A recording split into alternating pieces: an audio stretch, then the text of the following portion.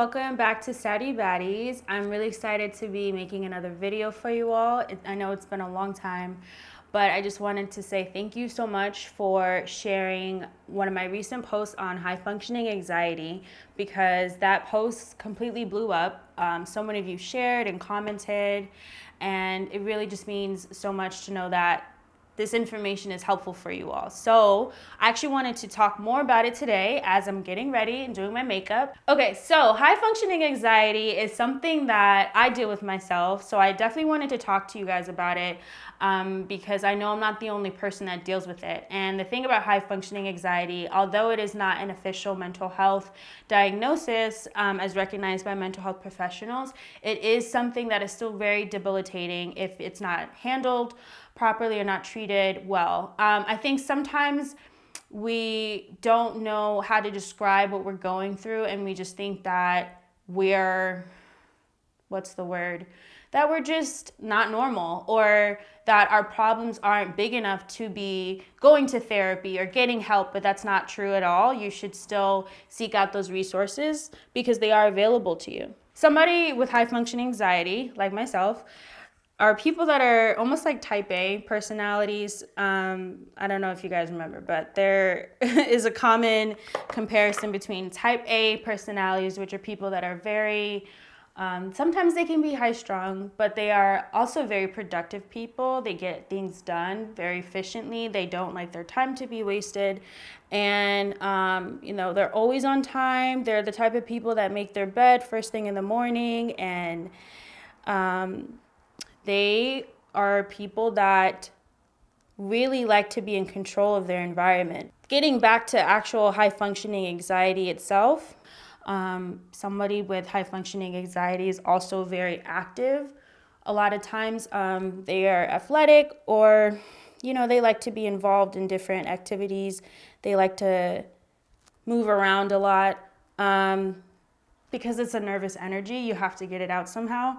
And a lot of people find that moving around and, working out or just occupying themselves physically can help distract with their anxiety. By the way, I'm gonna describe what I'm using as I'm going through this. So I'm using the Anastasia Beverly Hills palette, which is 4 different colors. I've had this for way too damn long, but it still works, so it's fine.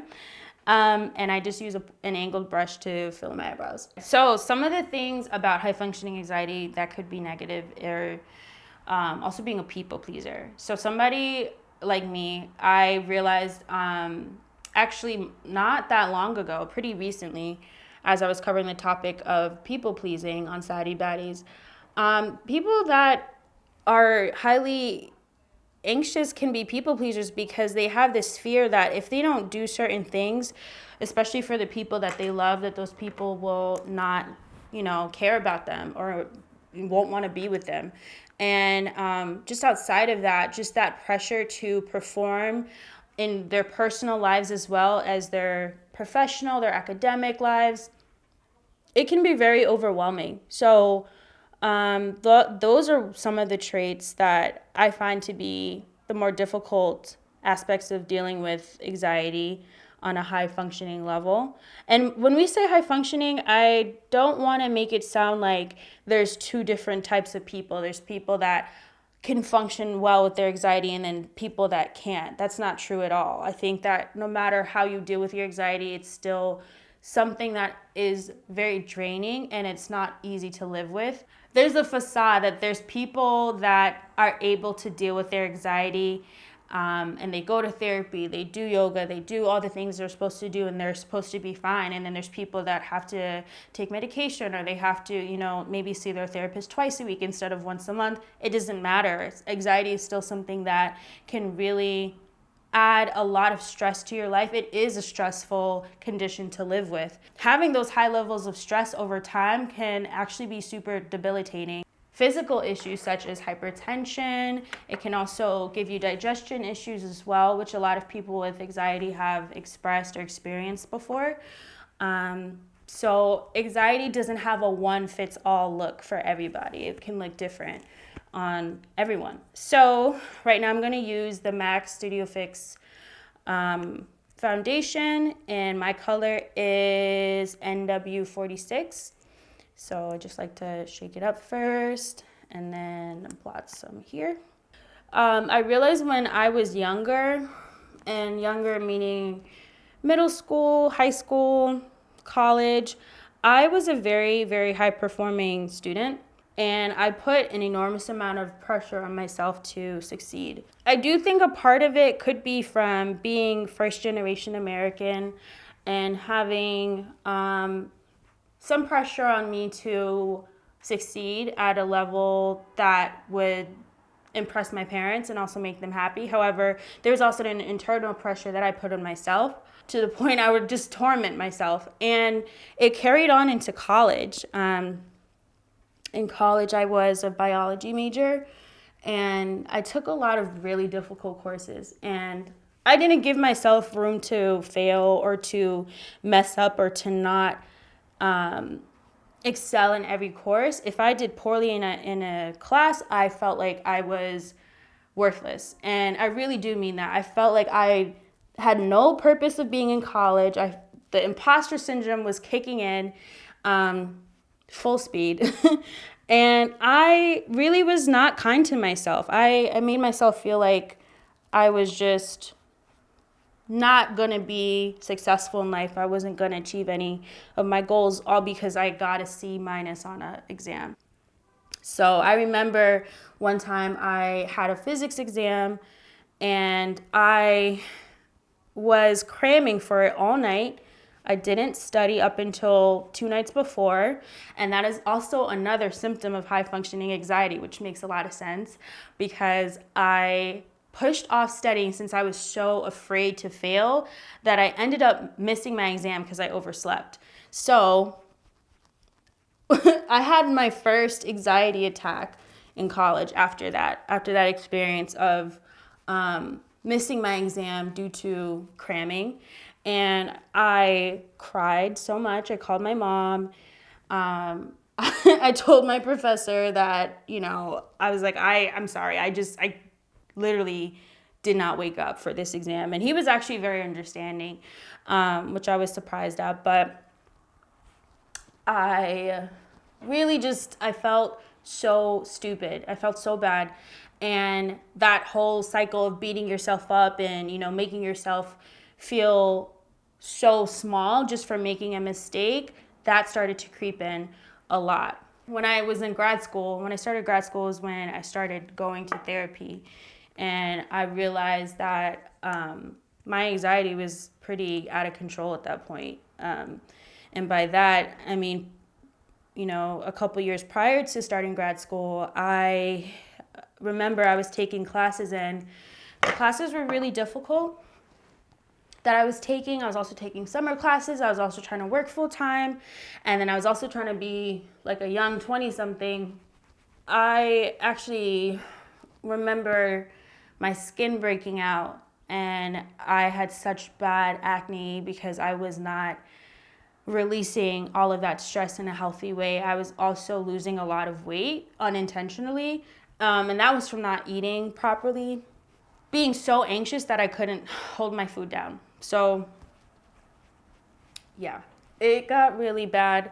And then, like I said, when I started going to therapy in grad school, that really helped me. It gave me a safe space to release a lot of the emotions that I had been feeling, not just like with starting grad school, but just for so long. So I really got to kind of understand more why I was acting the way I was and why I was feeling the way I was as well. Okay, so next we're gonna do some concealer. This is the LA Girl Pro Concealer that literally everybody uses because it's great and it's really cheap. And I'm using the color Espresso. So I also wanted to mention that somebody with high functioning anxiety, they may be less likely to be hospitalized for their condition. However, these are also people that will seek mental health care and services long term. So, maybe you have anxiety and you are a really anxious person, but you don't feel like you have anxiety, or you feel like you don't belong in that category because you've never had a mental breakdown and ended up in a psychiatric hospital, that doesn't mean you don't have anxiety or those symptoms of anxiety. That's why it's important to go to therapy and to talk to people, talk to someone professional that can actually help you. Because just because something looks manageable, that doesn't mean that it's not hurting you. I think we are starting to see more and more how celebrities are a little bit more open with their mental health issues, and they have all the money in the world to fix those problems, and those problems are still there, which I think just goes to show you that it affects a lot more people than we think. I think turning down invitations because of your anxiety is something that is very common with somebody that deals with high functioning anxiety, because sometimes you can't really explain to your friends, hey, I just feel like I'm not okay. I can't come to your party because I've been spiraling the whole day. Like my thoughts have become fatalistic today and I cannot talk to anyone. Like most people are going to just not really understand that unless they're going through it themselves. So I feel like one thing that's important when dealing with your mental health is to have a community of people that are understanding, and they also encourage you to take care of yourself and not force you to be social when you really just need to take care of yourself. And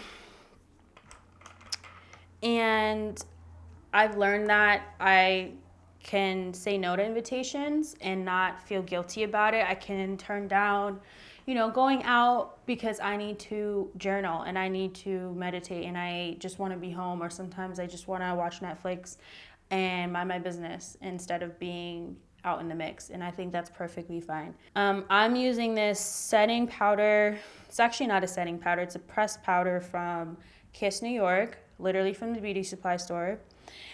Works like a charm. And I'm just going to put that under my eyes. So I also wanted to talk about some of my own coping methods with anxiety, because like I said, therapy has been a tremendous tool for me to feel more grounded and feel more secure within myself. One thing that I realized has really helped with managing my mindfulness is how I start and end my day.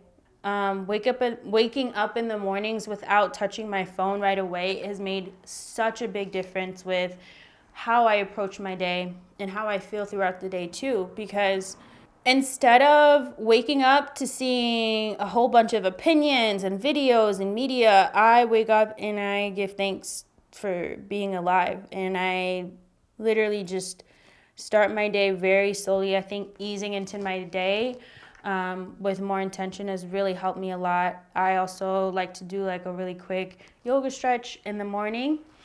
So just lay my yoga mat down, and I do basically a 5 to 7 minute stretch, which helps me to relax on my muscles and not hold all this tension, because we do hold a lot of tension in our bodies on a daily basis. So it helps me to relax.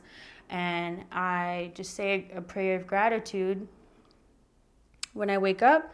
And, as I'm getting ready, as I'm doing my makeup, or, hopping in the shower, I say my affirmations. I think about the things that I want to manifest. And I really do just focus on those things. At least for the first hour or so of my day is focused and centered. And that has made such a big difference in how I go about my day-to-day.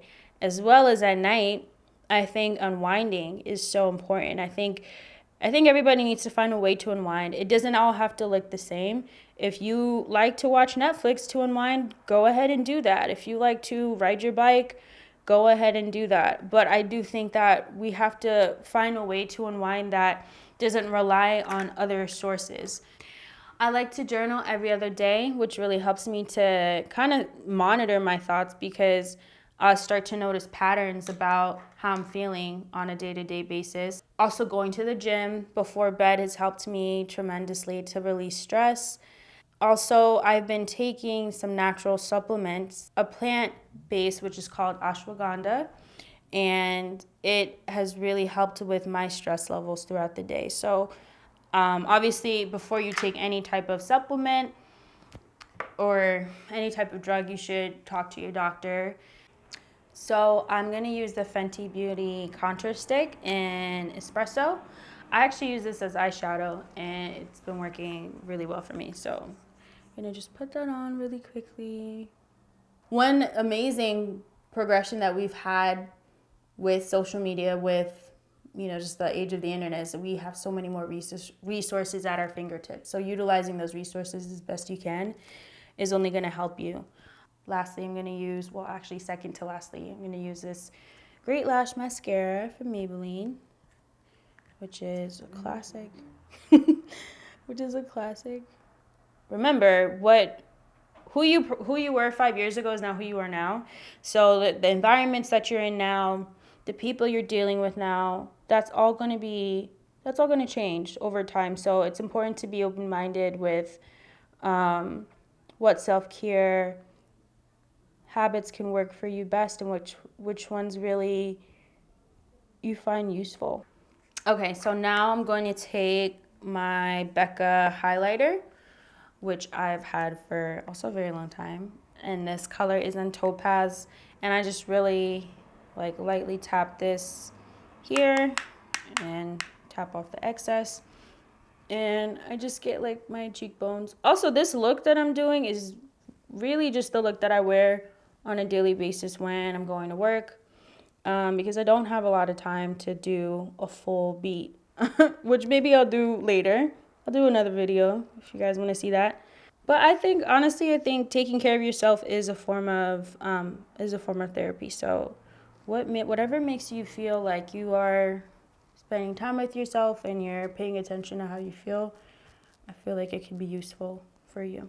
Okay, and last but not least, I'm going to take the Fenty Beauty lip gloss in Diamond Milk. Well, that color is a little bit, this is not usually the color I would use, but it's fine. And then I'm going to take this facial prime setting misting spray. I've always wanted to do this thing that all the YouTubers do, which is this. I got this from Marshall's. Just spray that on. Okay, and that's it. Remember that spending time with yourself is important, and there are resources available on the Saddie Baddies website. Go to saddiebaddies.com/resources to learn more about available tools for maintaining your mental health. Thank you.